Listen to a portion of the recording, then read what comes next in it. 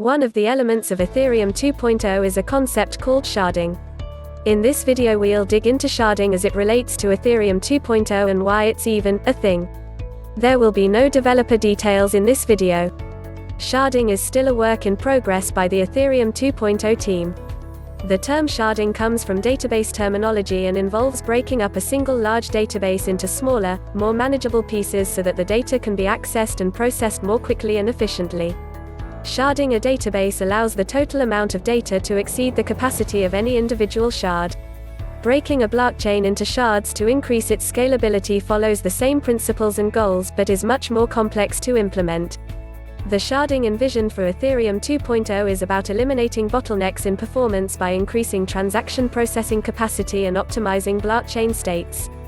We want to be able to process 10,000 plus transactions per second without either forcing every node to be a supercomputer or forcing every node to store a terabyte of state data, and this requires a comprehensive solution where the workloads of state storage, transaction processing and even transaction downloading and rebroadcasting are all spread out across nodes. To understand how it will work, one should understand at a high level how things work today. On the current Ethereum network, each node must verify each transaction. Even if 80% of Ethereum nodes went down simultaneously, the network could still function. One might think that so many nodes performing the same operations make things slower. That's not the case. But things could operate more effectively.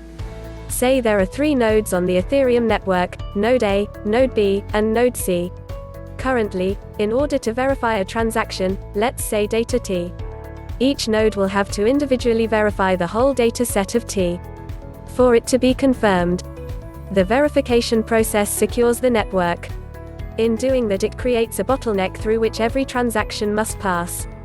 The network must wait until every node verifies every transaction, so the total number of transactions per second can only be as high as the total transaction capacity of each node. Currently, Ethereum can process 15 transactions per second. Sharding would break up T into T1, T2, and T3. Nodes A, B and C need to process just one of these smaller shards. Breaking up data into just 3 sets can greatly increase throughput and decrease transaction time, when optimally applied to a network as large as Ethereum. The improvement will be massive. At this time there are over 8,500 nodes on the Ethereum network. The research right now aims to find a number of nodes for each shard that is high enough to ensure excellent security, and low enough to provide high throughput. The most recent Ethereum 2.0 spec calls for the Ethereum 2.0 blockchain to be divided into 1,024 shards.